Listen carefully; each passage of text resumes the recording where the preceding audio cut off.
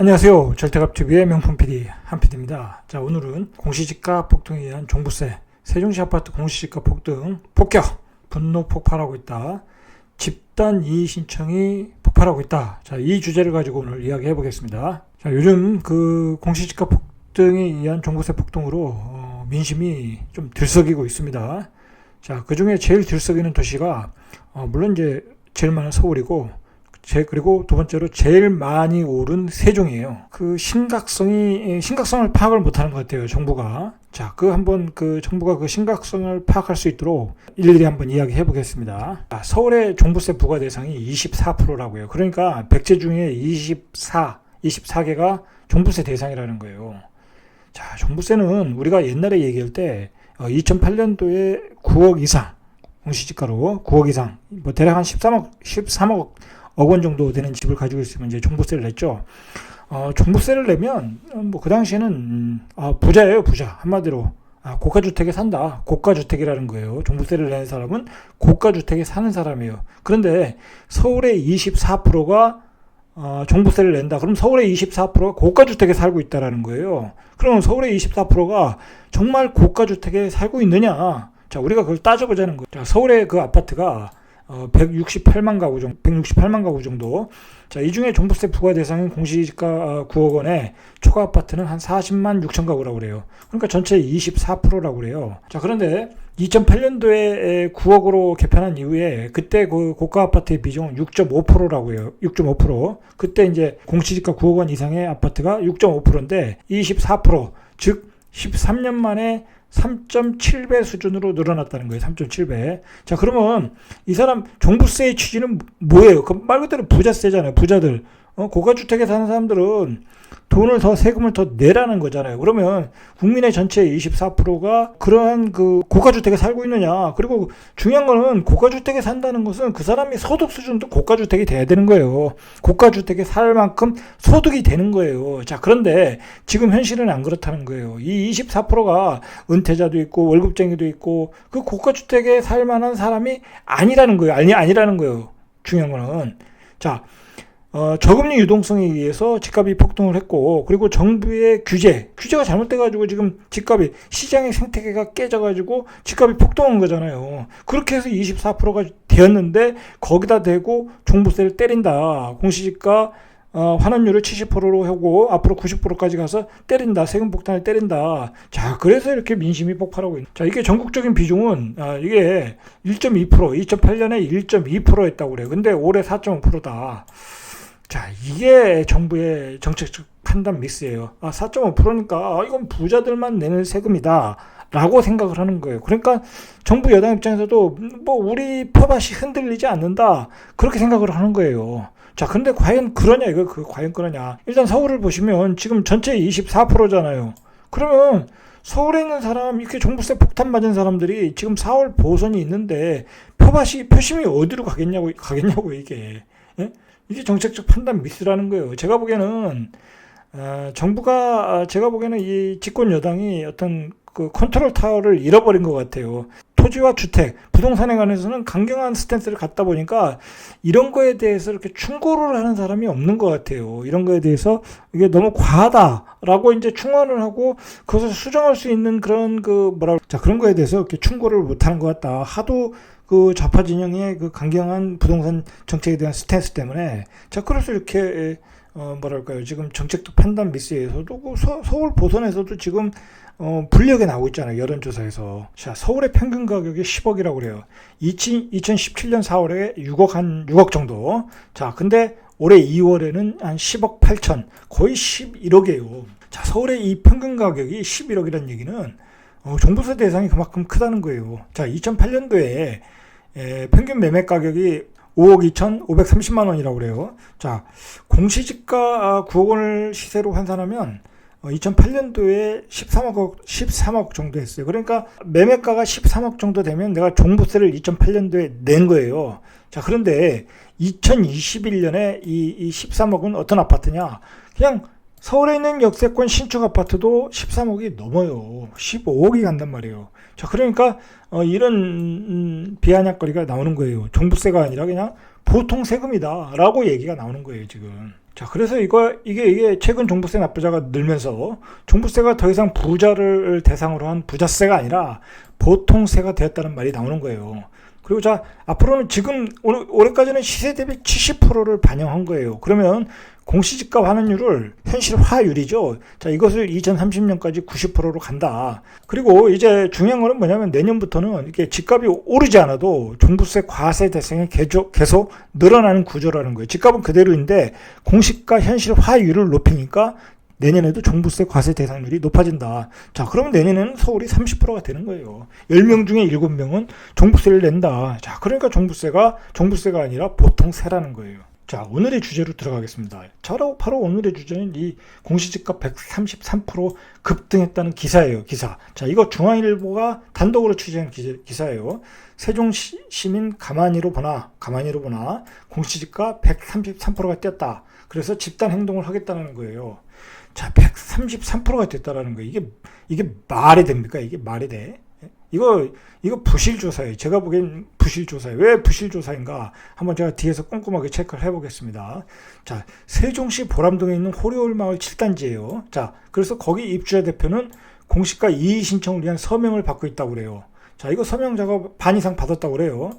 자, 그리고 호리홀 7단지 이외에 세종 지역 4, 5곳의 아파트 주민들도 공시지가 이의 신청을 위한 서명 작업에 들어섰다고 그래요. 자, 그러니까 세종시는 이제 아파트 전체가 이의 신청을 전체적으로 다 받아서 다 신청하는 방향으로 지금 가고 있는 것 같아요. 자, 이걸 중앙일보가 단독 기사를 했어요. 자, 이 호리홀 마을 7단지가 어딘가를 한번 보시죠. 자, 이 호리홀 마을 7단지 이겁니다. 이거. 바로 이거 세종시청 앞에 있고, 자, 이 아파트가 이 삼생활권에서 제일 비싼 아파트냐? 자, 그것도 아니에요. 자, 이 아파트가 세종시에서 가장 비싼 아파트냐? 자, 그것도 아니에요. 그냥 세종시에서 고가 아파트 군에 들어가는 아파트예요. 자, 그거는 이제 사실이에요. 뭐 상권도 좋고, 그리고 금강도 가깝고, BRT도 가깝고, 그리고 교육 환경도 좋고, 자, 여러모로 이게 좋은 그 아파트인 것만은 사실이에요. 자, 그런데 우리가 이 아파트를 우리가 볼 때 이 금강에 보이는 아파트가 있고 금강에 안 보이는 아파트가 있어요, 이게. 자, 금강에 보이는 아파트가 당연히 시세가 많이 나가겠죠?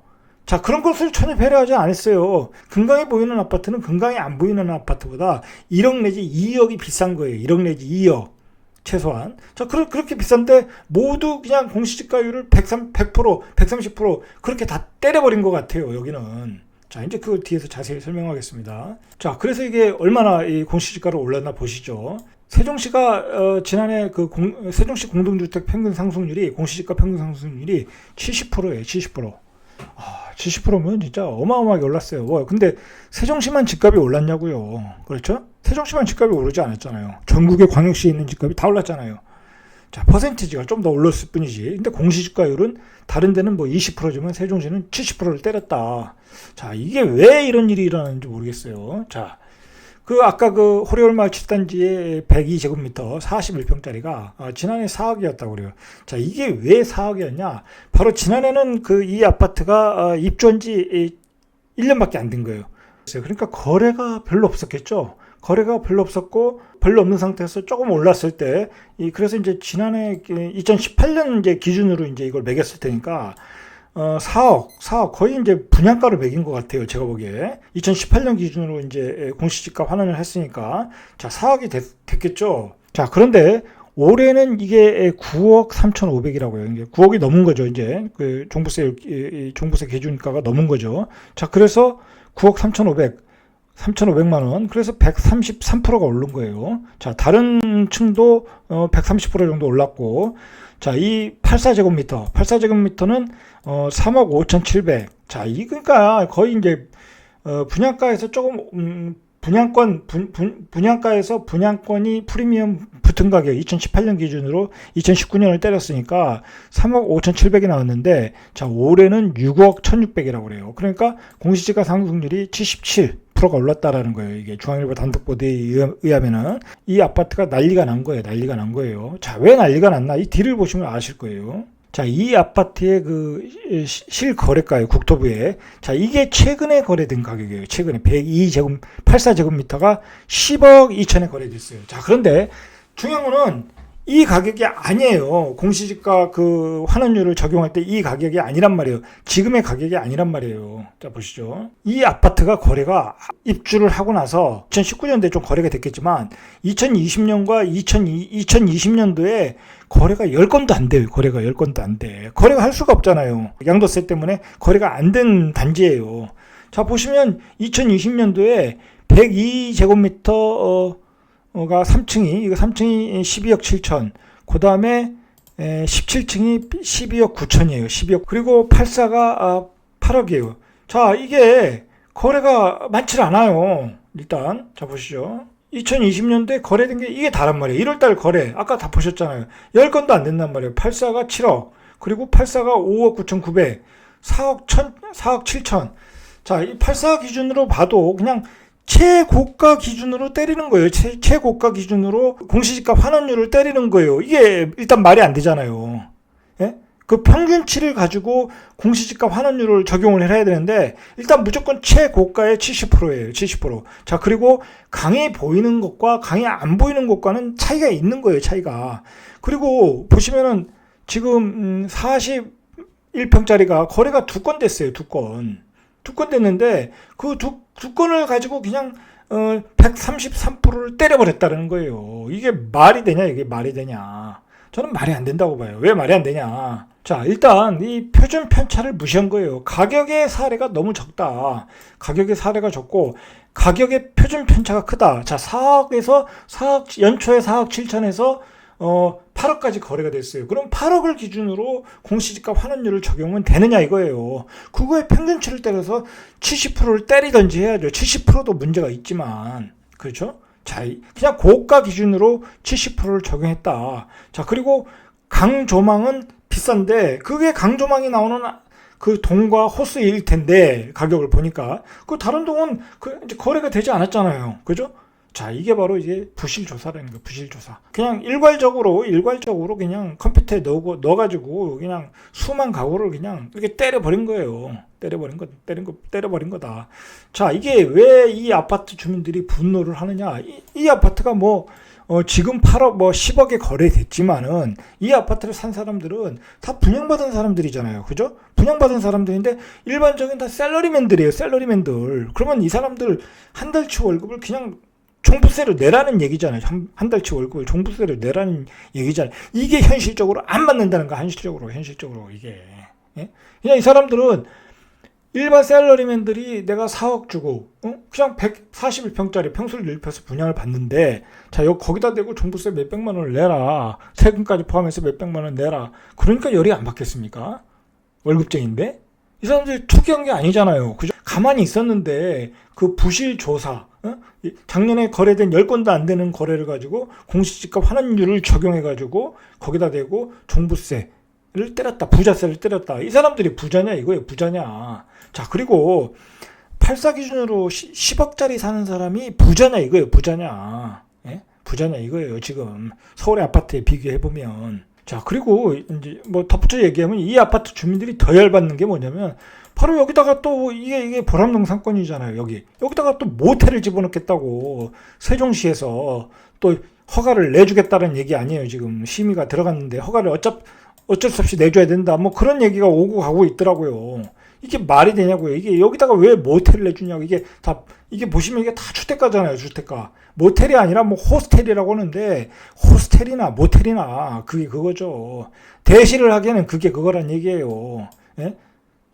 여기 애들이 다 학원 다니고 이게 다 학원 다니는 건물들인데 그리고 여기가 초등학교 있는데 여기다 어떻게 모텔 같은 호스텔을 허가를 해주냐고요. 이 자체가 말이 안 되는 지금 행정을 하고 있어요. 세종시가.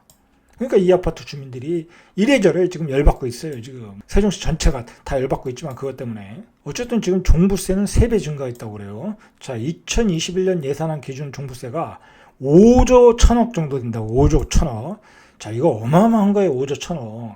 자, 5조 1천억이 이 일반 국민들 주머니에서 나간다. 세금으로 들어간다. 자, 그거는 5조라는 돈을 이제 우리가 소비를 할 수가 없는 거예요. 경제가 그만큼 이제 돌아가지 않는 거예요. 자, 박근혜 정부 시절에 2015년에 1조 3,900, 1조 한 4천억 정도가 나갔다고 그래요. 종부세로. 그것보다 많은 3조 7천억이 늘어나는 규모라는 거예요. 자, 종부세는 이게 국세. 자, 국가 세금이에요. 그래서 요즘 최근에 이 종부세 맞은 세대가 지금 말도 못하게 고민 중이에요, 지금. 뭐 강남에 산다고 다 부자들도 아니고 은퇴한 사람도 많고 월급쟁이도 많고 자, 다 고민 중이에요, 지금. 엄청난 고민을 하고 있어요, 지금. 자, 그러니까 그나마 이제 증여할 분들이 있으면 그냥 결국 증여로 가더라고요. 이 증여도 고가주택 증여니까 이게 추가되는 자금이 얼마나 많겠어요. 그거 다 대출받아서 하겠죠. 자, 결국은 이러한 정부가 원했던 것은 이렇게 종부세를 때려서 그게 매물로 나오길 바라지만 그것도 아니에요, 제가 보기엔. 매물로 나가려면 이 양도세가 적어야 되는데 그 양도세를 뭐 60, 70% 때려버리는데 어떻게 매물로 나가냐고. 그러니까 전부 다 증여로 가고 있는 거예요. 작년부터 증여로 빠졌고 강남은 지금도 다 증여로 가고 있고 세종도 증여로 가고 있는 것 같아요. 지금 분위기가. 시장에 나오는 매물은 제한적일 수밖에 없어요. 그나마 이제 좀 싼 것들은 6월 전에 나오겠죠. 자, 그러니까 정부의 목표는 이게 시장에 매물로 나와서 그게 싸게 거래되는 것보다는 세금을 걷자라는 게 목표예요. 이 정부의 목표는. 세종시 같은 경우에는 이게 다 공무원, 공공기관, 다 월급쟁이 도시예요. 여기는 뭐 사업하는 사람도 많지도 않고. 자, 그러니까 이게 감당하기가 쉽지가 않아요. 그냥 한 달치, 두 달치 월급을 다 국가에다 내야 되니까 이게 감당하기 쉽지 않아요. 자, 그리고 세종시는 2017년 이후에 계속 그 규제했어요. 그러니까 투기과열지구가 되니까 어떻게 집에서 대출 받아서 뭘 할 수가 없어요. 예? 할 수가 없어요. 대출 받아서 집을 살 수도 없고 신규 주택을 사야 되는 사람들은. 자, 이게 어려운 점이 있는 거예요. 집값은 또 급등했고. 자, 이 세종시 시민들은 이래저래 피해를 보고 있어요. 자, 그리고 어쨌든 재산세 보유세가 늘어나는데, 자, 이게 다 지자체에서 가져가는 거잖아요. 이런 재산세는. 자, 그러니까 뭐 이 지자체도 말 그대로 신이 난 거죠. 세수가 확보된 거니까. 세종시 입장에서도 세종시도 요즘 세수가 부족한데 얼마나 신이 나겠습니까? 네, 이게 문제가 있는 거예요. 이게. 자, 이제 세종 시민이 피로감이 굉장히 누적돼 있어요. 제가 이렇게 만나보면 투기과열지구로 집도 매매 안 돼. 집도 팔 수가 없어. 그렇다고 요즘 뭐 거래가 활발하게 되는 것도 아니고, 뭐 집값만 올라가 있는 상태고, 자, 거기다 대고 그냥 종부세 몇백만 원씩 때리고, 그리고 재산세 보유세 또 몇백만 원, 몇십만 원, 몇백만 원 올라가고, 세종시 시민들이 이 피로감이 누적돼 있으니까 그게 분노로 폭발하고 있는 거예요. 지금 분노로 폭발하고 있다. 최근에 그 여론조사에서도 세종시는 지금 여당에 대한 그 지지율이 높은 당이에요. 높은 지역이에요. 자, 그런데 그 지지율도 급격하게 떨어지고 있어요. 지금 신문에 나온 보도 자료에 의하면은. 거기다 세종은 최근에 상가는 초토화됐어요. 요즘 상가가 장사가 되나요? 뭐 여러 가지 상가는 엄청나게 초과 공급을 해놓고 뭐 그냥 그 단지 내 상가 보십시오. 다 부동산이야. 다 부동산. 예? 그 단지 뭐 500가구도 안 되는데 부동산이 7개, 8개씩 들어가 앉아있고 그게 장사가 되겠냐고요. 그리고 상권에서 소비는 다른 지역 가서 하고 다른 지역으로 돈은 다 빠져나가고. 그러니까 또 요즘 이런 얘기를 하는 거예요. 상권을 살리려면 거기에 모텔이 있어야 된다는 거예요. 이게 또 신문에 나오더라고요. 그리고 세종시에서 또 그렇게 얘기했는지 몰라도 상권을 살리려니까 모텔이 들어가야 된다. 숙박업소가 들어가야 된다. 세상에 이런 논리가 어디 있겠습니까? 이런 논리가. 뭐 세종시가 아동 친화도시인데 무슨 유흥도시로 만들려고 국가 재원을 몇십조씩 쏟아부은 건 아니잖아요. 그죠? 세종시는 교육도시, 아동 친화도시, 행정도시, 친환경도시 그런 도시를 만들려고 국가 예산을 썼는데 거기다 덜렁 그냥 똥물을 뒤집어 씌우겠다고 모텔을 허가해 주겠다는 게 말이 되냐고요. 말이. 이 도시계획을 잘못 이 지구단위 계획을 잘못 짜가지고 말이 안 되는 거예요. 거기다 대고 보유세, 종부세 폭격을 했다. 자, 그리고 언론은 맨날 세종을 동네 부처럼 두들겨요. 뭐가 나오면 그냥 세종을 두들기는 거야. 어차피 행정수도 옮기는 거에 대한 반대하시는 분들이, 반대하는 세력들이 있으니까. 자, 이렇게 맨날 동네 부처럼 두들겨 맞는다는 거예요. 여러 가지로 세종 시민은 피곤하다. 그리고 지금 그 분노는 폭발하고 있다. 분노는. 자, 이 분노의 폭발은 누구한테 하겠어요? 결국 정부한테 하는 거예요. 결국은 정부가 공시지가를 그렇게 무식하게 때렸으니까. 앞에서도 봤듯이 작년 거래 사례가 10건도 안 됐는데 거기에다 대고 최고가를 기준으로 그것도 최고가 환원율을 적용했다. 이분들이 집단 민원을 안 내겠냐 이거예요. 지금 다른 아파트도 준비 중이에요. 제가 들은 얘기로는. 자, 이만큼 피곤하다. 이 상황을 뼈저리게 인식을 해야 될 것 같아요. 지금 집권 여당 입장에서는. 자, 이상 절대값TV의 명품 PD 한 PD였습니다.